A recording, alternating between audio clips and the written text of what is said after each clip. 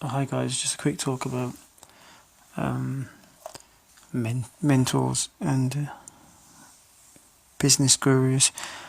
I don't want to get caught up too much about it because I think you get a lot of comments, or a negative effect where people think, who cares about what someone else is saying or doing. But I think when you in business now, I think on the internet at least, and it's always been the way, you have a lot more people talking about being a mentor and telling you that they are a mentor, but I don't see a lot of them physically giving you core advice about a business. It's more about the mindset. Like, I can train you to run 100 meters. I can't train you to win in a 100-meter race, but I can train you how to run in a 100-meter race, if you know what I mean. And I haven't myself won any 100-meter race. It's kind of like that kind of setup. If you can expand your mind and understand the concept I'm trying to make. So you've got people like Gary Vee who have got successful companies, who can start a company from ground up, who tell you something practical, and that is to go to a car boot sale, to go to Craigslist and buy or get free products and sell them, and then you become good at it and you understand what the market wants. And he also talks about the mindset, about getting it. That's great, because I can see Gary Vee knows what he's on about. But then you got other people, we can't name in it, we're in this can't name, don't want to upset nobody, and boo-hoo and cry, make people cry. But there is people out there, and I've been in their live chats, and people asking them business questions, like, I've got this product and I'm finding it hard to get it out there, what shall I do? There was a lady that I'm working with. I'm not working with her, I'm just giving free advice, because at the end of the day you're going to die anyway, and I just give him free advice. I don't want nothing back. And I gave her some free advice, and she's looking into that. How much advice she takes is up to her, but my advice to her is free, but it's sound advice, and it comes from core fundamentals of business practices that I've done over the last 15-20 years. So, but the guy who was actually the mentor, in that he avoided the question, and he does it multiple times. So what I'm saying now, if you're starting out, how can you find the difference? How do you know the difference? You don't. It's like telling a child, that's a stranger danger, and that's somebody who's trustworthy. How do you do that? So in business today, we got a lot of people, 20-year-olds or whatever, they 22, 23, 24, even 50, 40 years old, people starting businesses who have these issues. And there's a lot more information out there that just doesn't make sense. It doesn't make sense, and hopefully with what I'm trying to do is just to, I'm trying to sell a service. The service is buy through me from China. Buy through me. Not on Alibaba. You don't know somebody, you don't know who he is. And on Alibaba there's so much experience that I've been through.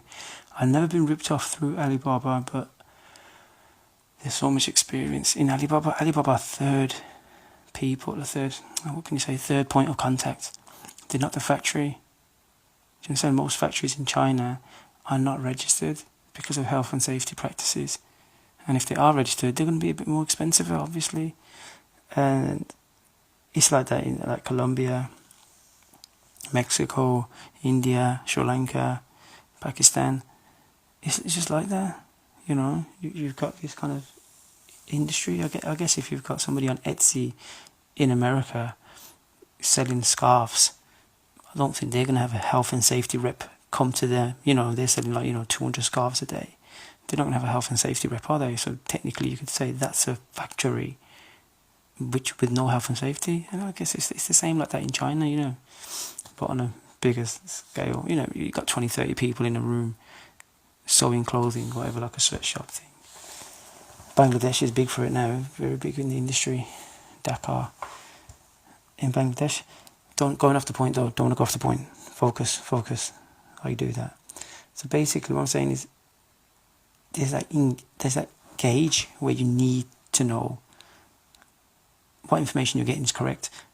And it happens on a mass scale. Like I've been to university, I've studied business. They never taught me nothing about importing goods. Okay, somebody would say, well, you had to do a degree in logistics. Okay, I did a degree in business management. So if I've done courses in business management, I should have some key aspects of business in there. Everybody agrees with that. But there's not key fundamentals of business, as in being, this is how you pay your tax, this is how you go self-employed. It was none of that. It's like it's not the nitty-gritty, but it's like the overlay, you know, the sugar-coated bit of business. It's all these degree courses now, and still now, there's no entrepreneurship. It's you going to work for a corporate company, 9 to 5, getting slaved out from 9 to 5, 5 days a week, and 5 days a week, 6 days a week, if you know, when they try to get you in. And that's what they want to teach you, towards them to work for them corporate companies. They don't want you to go off by yourself and set up your own company. They just don't want it. And then on the other side, you got this. That's why you got these mentors. There you go. There's my point. I've come to my point now. So if they got these mentors now, and the mentors are telling you about, you know, they did this, they did that, they did this, great, brilliant. And they got that. They're filling the void. But within that void, there's your rubbish mentors, and there's your really good ones. And your really good ones, they ain't got time. Like, you know, got Gary V, millions of people. Do you know? He ain't got time for everybody. But yeah, you have to keep exposing yourself to that type of mentorship. Gary V, that Chinese guy Locke. I don't know. As a business person myself, he does. I can see his key fundamentals of business and his process of business, but I think he's so in within the corporate ranking that for a layman it's hard to comprehend what he's actually trying to say and how he's trying to make it connect and work. But I think Gary Vee is more down to earth. Even the guys with like 100 million, 200 million, whatever, but he's down to earth. He can still bring it back to like a normal day-to-day layman terms of go here, go to Craigslist, get your free stuff, catch the train, catch the bus, get the metro, whatever, you know, Uber it, get your product if you don't drive and sell it, which is great, brilliant. That is really good. And I think that's why he's got such a massive following. That's why he's built a huge community, because of that aspect. So basically, if you're starting out, I'm sorry you have to go through all this nonsense, because there is a lot of nonsense about mentors and stuff like this. But you should be happy, because when I started importing, Alibaba was just born. My Alibaba account is probably 16, 17 years old. And there was a lot of dodgy stuff going on Alibaba. And you got madeinchina.com, madeinhongkong.com.